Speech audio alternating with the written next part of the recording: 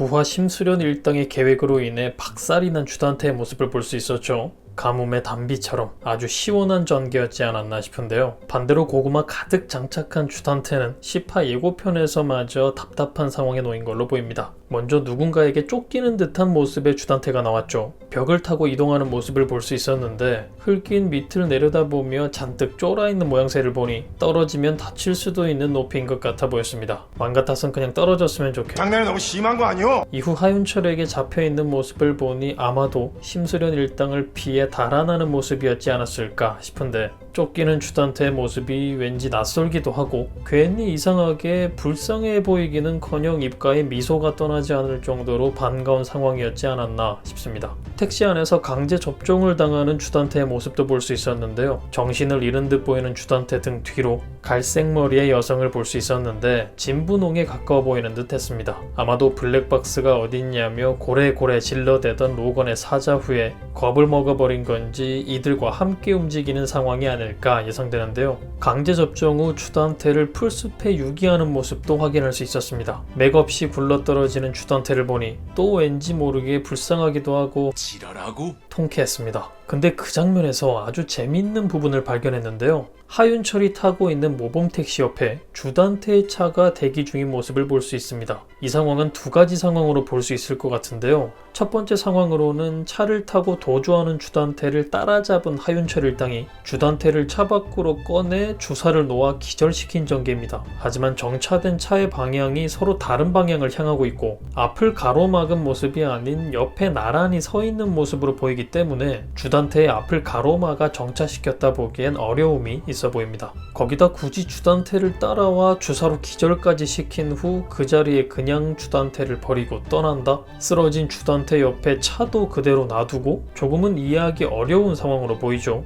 때문에 두 번째 상황으로는 납치당한 주단태를 따라 이곳까지 찾아온 조비서의 상황으로 볼 수 있는데요. 차 안에 조비서가 대기 중이라 생각해 본다면 강제 접종을 당하고 풀숲에 버려지는 상황까지 왔는데 왜 차 밖으로 모습을 보이지 않는 걸까요? 그리고 조비서에게 노출된 상황에서 편히 모셔가라는 듯이 그곳에 주단태를 버리고 떠나는 것도 이상해 보이죠. 이것까지가 그들의 계획인 걸까요? 저는 마치 이 상황들이 잘 짜여진 그들의 계획 같아 보이기도 하는데요. 굳이 멀리 떨어진 곳까지 찾아와 주단태를 유기한 그들이 조비서를 직접 그곳으로 부른 게 아닐까 생각되기도 합니다. 마지막이 다가오고 있는데 주단태의 죄를 실토하게 만들어 수사기관에 넘기는 것도 아니고 깨끗하고 멀쩡한 둘리 얼굴을 보니 죽이기는커녕 손도 대지 않은 그들로 보이는데 정체 모를 주사를 놓고 나서는 그냥 유기하고 떠났다? 왠지 이 다음 상황 역시 계획에 있는 듯해 보이죠. 그 계획에 조비서가 필요했던 게 아닐까 하는 생각이 들기도 하는데요. 더 이상 그들을 이길 수 있는 방법이 없고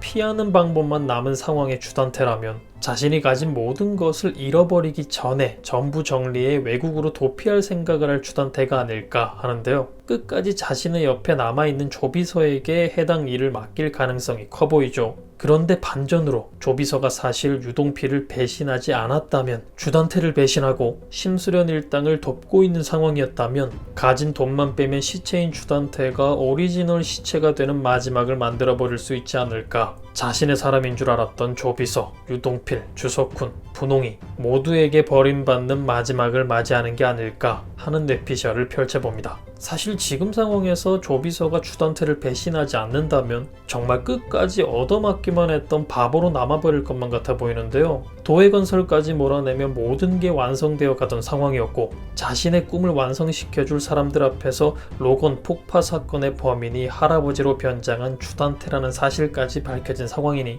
반대로 모든 게 무너져 내린 상황인데 진짜 바보가 아닌 이상 주단태를 떠나 유동필을 찾았을 조비서여야 제대로 된 전개지 않나 싶죠. 항상 바보 같은 모습만 보이던 조비서라 조금 불안하긴 한데 결국엔 주단태를 배신할 조비서라 굳게 믿고 있었으니 이번 기회를 통해 사이다 조비서로 거듭날 수 있길 기대해보겠습니다. 하지만 사이다는 사이다고 주단태를 도와 죄를 저질렀던 모든 인물들이 죄값에 맞는 큰 벌을 받는 모습 또한 볼 수 있길 바라봅니다. 답답했던 몇 주 전과는 다르게 계속해서 사이다 전개에 대한 뇌피셜만 떠오르니 남아있는 회차들 모두가 기대가 되는 상황인데요. 하나둘 일이 잘 풀리고 있는 듯해 보이니 결국은 살아있었던 오윤희가 돌아왔으면 좋겠다 싶고, 하나둘 정상으로 돌아오는 아이들처럼 은별이 상황도 잘 풀렸으면 좋겠고, 말도 안 되지만 시청자들에게 큰 사랑을 받았던 설아도 살아 돌아왔으면 좋겠고, 설탕이도 돌아왔으면